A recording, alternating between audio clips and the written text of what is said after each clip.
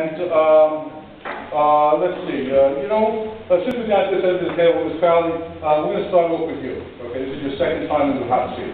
Okay, qualifications and background is the question, and it's put, what in your particular background qualifies you to draft legislation on a congressional level? And then we'll just work ourselves sequentially down the table. Okie dokie?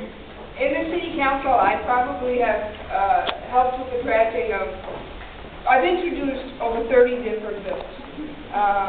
We've passed two that are serious. One is public safety, the other Homeland Security, and I've co-signed a number of bills. Like any other representative that has to work on the needs of the people, try to generate economic opportunities, protect Social Security, protect higher education, you need to make sure you elect somebody that is going to be able to represent all your needs.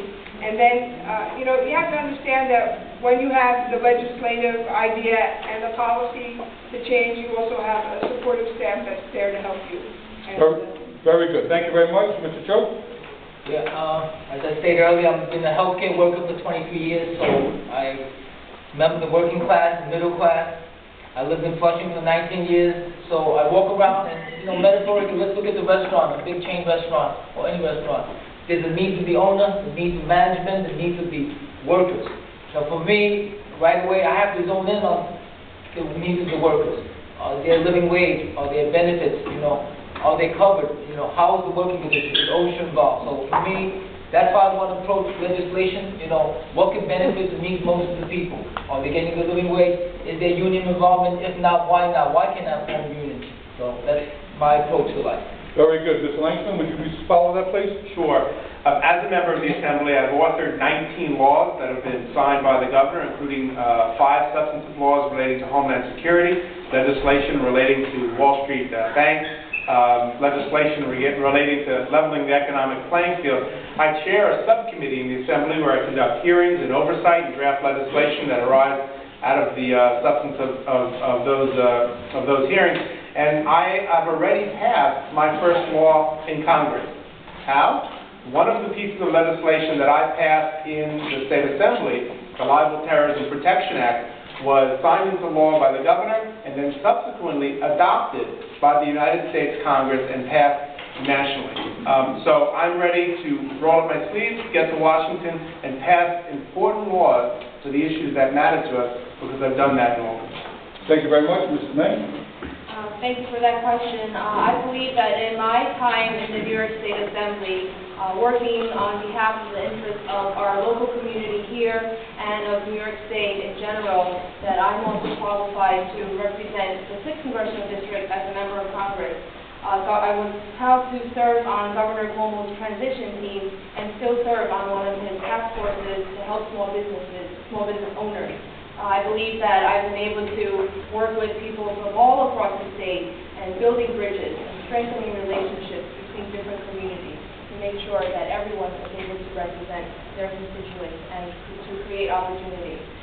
Most importantly, as I mentioned before, this campaign and this job is not simply about me telling you all the time how wonderful I am, but also to be able to lend an ear and to be able to listen and to be able to hear the concerns of our community.